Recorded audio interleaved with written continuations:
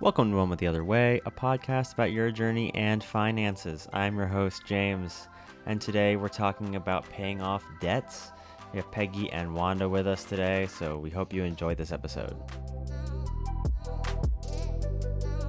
Well, yeah, my first kind of question is that, we have these overarching three topics we're doing here. I would consider this somewhat of a three-part podcast. Talk about savings first, debt, and paying it off, and then we'll talk about budgeting. But going from paying off debt, there is a so what factor, I feel like, because there's so many different ways people could take it. There's different advice you hear online. I guess what's the realistic starting point for people? That's a hard question, and I don't think you can just kind of answer that because everybody's going to have their different thing, right? Exactly. Yeah.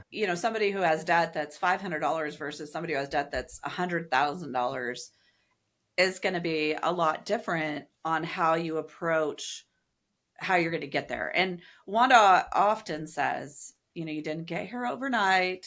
You're not going to get out overnight, right? People want to get it done quickly. But realistically, if you have $100,000 debt, hopefully it took you a while to get there. And now it's going to take you a while to get out. So I think a big thing in paying off debt is patience.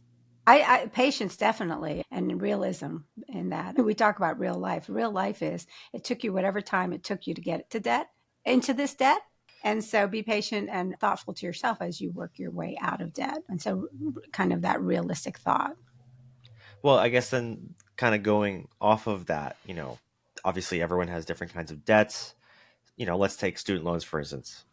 You could build that up over a 4-year period. What do you suggest to someone that has all this debt, say $60,000 to $100,000 in student loan debt? Do they need to put their, savings on hold to pay off this debt immediately? Or is there a good way for someone with a lot of debt to have their life now? The student loans is a big one. I will tell you that California tuition is running at $56,000 a year. And so I actually have some young people that have over $300,000 in debt. Wow. And again, when you're thinking about debt, you want to look at it comprehensively because there's that debt for school, which is something that I would say investing in your future, but something that you're planning on using in your future. And then there's the frivolous debt of, I want this now, so I'm going to get this now. So the want that Peggy talks about versus the need, right? So there's that credit card debt. And then there's that kind of third category of debt, which is installment payments. I'm going to buy a car. And so again, student loans, right? Using that thought process that we're like, be patient with yourself. If it took you 4 years to get into it, it'll take you at least 4 years to get out of it. Student loans, I don't know that generally falls into the principle. I think that falls outside the box. And two things allow it to fall outside the box is first, it's something that a degree that you're looking at for the rest of your life. So utilizing it for the rest of your life. And then the other thing is because it is a subsidized loan, the interest rates on that will be lower than some of these other interest rates when we talk about loans. Does that mean someone who's trying to prioritize which debts to pay off should focus on the ones with the highest interest rates? Well, logically, you would say yes, right? I mean, yeah, it seems yes. Logic, right? Because that big pile of money that you owe somebody, it seems the logic would say to pay that off first. However, if you're saying to yourself, I'm going to pay that off, right, and I'm chipping at it at $100 a month, and it's a big number, it seems like you're throwing little stones at a cliff, right? Although logically, it seems like you would want to pay off your biggest loan. Sometimes you get more personal satisfaction after paying off your smaller debts. And so that's a consideration, which ones should I start paying off first? That also balance term too, right? Yeah. Mm-hmm. Because that's going to make a difference. Is it a 5-year loan, a 10-year loan, or a 30-year loan? Right. So that'll play into your decision there too, I believe. That, and although installment loans are usually a set period of time, and so those loans that don't necessarily have a payoff time, and that you can pay on them for the rest of your life, kind of thing. And so are you talking about like revolving, right? Like credit cards? Revolving. Yes, revolving. That was the word I was looking for this morning, revolving. So, which is interesting because a credit card, let's see if I can do my math here. A credit card, if you have a balance of it of $10,000, right? Generally, the only required minimum payment is about 2% of that loan. And then they now have disclosure tables that they're supposed to tell you how long it's supposed to take to pay that loan off. And you're smiling Yeah. because you know the number is big at the 2%. I know. I love looking at that. They're like minimum payment, $35. Mm-hmm. If you Yeah. pay the minimum payment, it will take you 6 years. I mean, I'm just making that up, but you know what I'm saying? I Yeah. like seeing them like, wow, can't imagine Yeah. taking 6 And years to then pay and it. then still using the same credit card as you're doing it for other things. Well, yeah, then your 6 years obviously is going to get longer, Yeah. but yeah. Yeah. Which is So interesting in and of itself, because one of the things that you can tell a lot about yourself as you look at balances of the credit cards, right? We were talking about balances, is what's the balance of that credit card now versus what's the balance next month. Because if I just pay the minimum and then I use a credit card, generally this builds up this number, yes, this balance.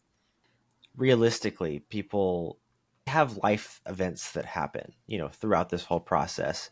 Let's say they're, trying to pay off a lot of debt, but they need cash available to pay for things. So we've talked about emergency funds before. Should someone keep trying to keep their emergency fund up while they're paying off debt? Is it possible they're going to have an emergency while they're paying off their debt? The Probably. nature of an emergency, right? Yeah. So I would say yes. I mean, if there's a possibility you're going to have an emergency, then you should be conscious Setting of your aside. emergency fund. Building an emergency savings is important. And then on the balance, which one's more important, paying off the debt or building the emergency savings? We talked a little bit about emergency savings prior. So I think this leads into that third topic, right? The idea of this cash flow. If you look at your cash flow and you say, I am servicing my debt or paying my debt payments, my minimum debt payments, I'm going to make up a number, so like $1,000. That is a cash flow that has to be supported, that minimum debt payment. And then I'm thinking to myself, I'd like to pay off debt. I have an extra $100 I'd like to use to pay off debt. And then the question is, how does that $100 balance against how much I'm setting aside for savings? The idea is that we should always be paying ourselves first in this emergency savings space. So then that $100 that you think that you want to be putting towards paying off debt, maybe 75 goes to paying off debt, and then 25 goes to building up this savings account, so that potentially, right, if an emergency comes during your work on your paying off debt, that the emergency fund can help cover you on that, or can cover you on it in its entirety. So I think that's important, considering like paying, the priority to savings versus paying off debt in the big picture. Okay, so Yeah. then moving that into retirement savings, people will ask questions online. Hey, is this something that's still important to do while I'm paying off debt, or should I pay off my debt first before I start paying for retirement? That is a great question. Actually, all of us, I know of no one who does not want to someday retire. I mean, there are some exceptions, I guess, if you love what you do and that kind of thing. But in the back of our head, all of us dream about that day that we're going to retire and put our feet up and read a book and drink coffee without the alarm. And so that seems to me to dictate that retirement should always be in the background of any plan. Anytime you talk about numbers, I don't know. Peggy, you're smiling. Do you think differently? I don't know. I don't want to oversimplify, right? It's so complicated. And yes, pay off your debt. Yes, have your emergency saving. And yes, you should be thinking about your future and your retirement. They're all important. So I think you have to really kind of manage your cash flow so that you can do everything. Right. I know everything. And so it's funny, right? Because It, you say you don't want to overcomplicate it, right? It's simple and it's complicated. And I know someone who says we live in a world of and. It's this and it's that. It is simple and it's complicated. I guess then I'm thinking to myself, right? Oh, maybe I'm paying $65 to my servicing debt Right. on wait, and then I'm paying $10 to my retirement, and then $25 to emergency savings.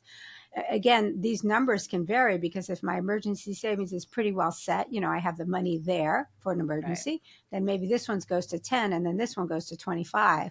Again, simple and complicated, but kind of stopping and looking and saying, okay, what are my resources? And then can I balance it out? I think that answers the questions, right, James? yeah, I think it does. I think the all or nothing thoughts that are online follow similar to the Dave Ramsey plan, that you have to do one thing at a time, basically. Right. And I guess if you could speak on to how realistic is it for someone to put their life on hold completely, 'cause for debts. I think it's difficult to talk about a one size fits all plan for a person. Yeah. No one ever puts their life on hold. Every day, right? The sun rises and the sun sets, and another day passes, and no life is on hold. We have to eat. We have to move forward. We have to, be productive. And so, I think that finances is the same thing. This is something that will move forward. The all or nothing approach goes back to the whole thing of, and maybe even when you think about paying off debt, it's not one solution for everybody. Everybody needs to do this because that's the only thing. The reality is that the way forward in paying off debt is unique to you and your lifestyle, and you're moving forward. Right, I agree. And since we know that time is super important in your investments, right? Mm-hmm. Yep. Putting that little bit to your future now is, for a lot of people, I think it's going to, first of all, it's going to help them because they have additional time while they're Right. paying off their debts, because maybe it's a 5-year plan. So now Right. 5 years, they're putting this little bit of money away, but they're still paying their debts down and stuff. I think that a lot of people, the psychology of that I'm making this progress towards my debts, and it's maybe the bigger portion of their uh, savings or whatever at the moment, but having a little bit that's also going to their future is going to be psychologically help them to achieve and to continue the goal, Right. right? To just stay the course. It's a long haul. You're looking towards the future. Yes. So this brings up a great topic too, because you talk about the psychology of this. And this kind of goes into my final point. The pressure someone feels to pay off debt. Now, Yeah. eventually, some of these debts go to debt collectors, and there are horror stories Oh, yeah. about how they will come find you. How do you speak to someone that is in this pressurized situation that, hey, how do I continue this realistic plan? Patience. Patience. Okay, so I think it's going to be one of my buzzwords for 2024. In this case, right, this idea of exhale. You have to exhale. You did not get here overnight. Exhale. And then it's very important to recognize that this is not necessarily simple. And if you find yourself a debt collector door, it maybe has gotten a little more complicated in your situation. And then I really can't overemphasize this. There are so many things on the internet that say, hey, I can help you with debt collectors. There's debt forgiveness programs, and they sound so appealing. All you have to do, we're going to help you. We're going to get you to the next place.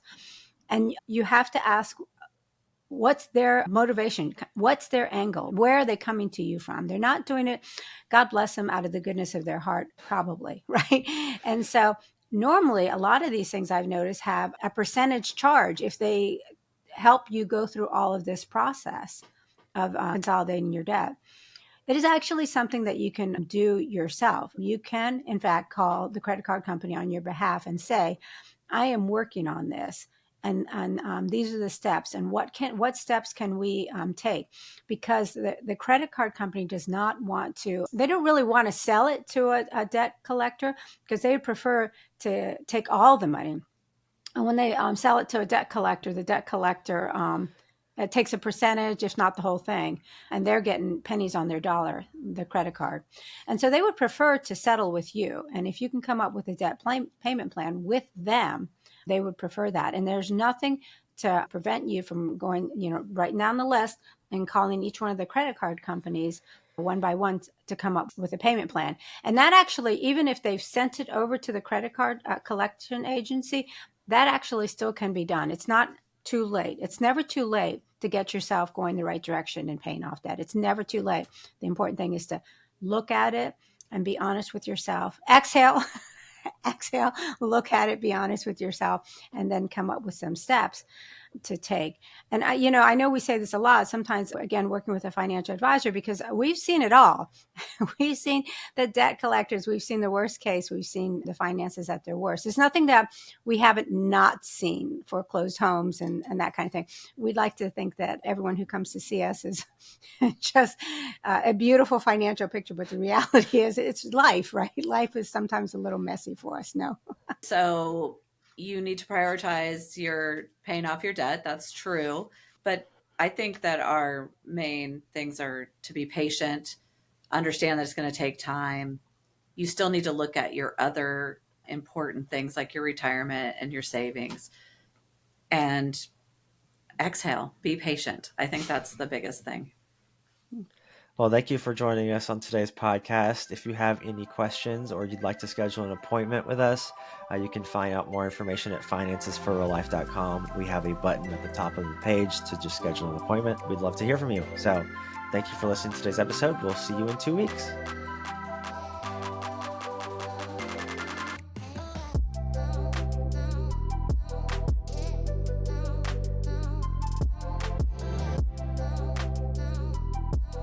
Securities offered through LPL Financial, member FINRA, SIPC. Investment advice offered through Finances for Real Life, a registered investment advisor and separate entity from LPL Financial. The opinions voiced in this podcast are for general information only and are not intended to provide specific advice or recommendations for any individual. To determine which strategies or investments may be suitable for you, consult the appropriate qualified professional prior to making a decision.